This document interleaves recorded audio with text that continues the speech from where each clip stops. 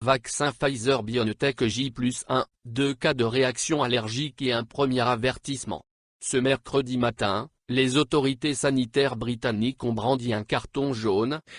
Les personnes ayant des antécédents connus de réactions allergiques significatives ne devraient pas se faire vacciner pour le moment. Les premiers vaccins contre la Covid-19 ont été administrés hier en Grande-Bretagne, sous les yeux des caméras du monde entier. Moins de 24 heures plus tard donc, des réactions allergiques non recensées dans les effets secondaires du vaccin BNT162b2, et dont on ignore encore la gravité, ont donc été enregistrées par le NHS et l'AMRA, l'Agence de réglementation des médicaments et des produits de santé. Ces réactions ont été observées chez 2 soignants du NHS. Mesure de précaution. Même si les personnes concernées se remettent bien, selon l'AMRA, l'agence a d'ores et déjà lancé ce que nos voisins appellent des cartons jaunes et s'est positionnée officiellement, à titre préventif. Toute personne ayant des antécédents de réaction allergique significative à un vaccin, un médicament ou un aliment ne doit pas recevoir le vaccin Pfizer-BioNTech. Cet avertissement est accompagné d'une précaution de nature à nous interroger sur les conditions dans lesquelles pourra être pratiquée la campagne de vaccination.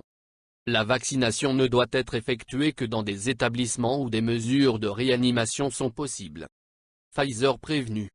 La directrice générale de l'AMRA, le Dr June Wren, a déclaré devant une commission parlementaire s'être entretenue dès mardi soir sur cette question avec le professeur Chris Whitty, qui est le conseiller médical en chef du gouvernement. Leur volonté reste d'adapter les recommandations au fur et à mesure.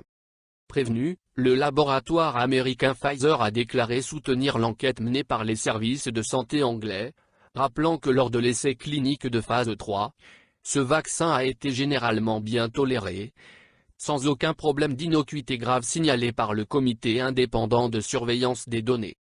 Outre-Manche, le Financial Times relève toutefois que l'essai du vaccin a exclu des participants ayant des antécédents d'effets indésirables graves associés à un vaccin.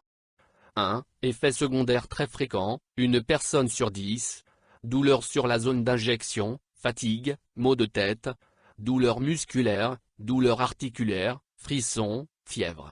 Effet secondaire fréquent, gonflement ou rougeur de la zone d'injection, nausées.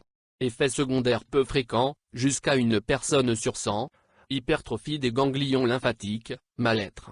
Source, MRA.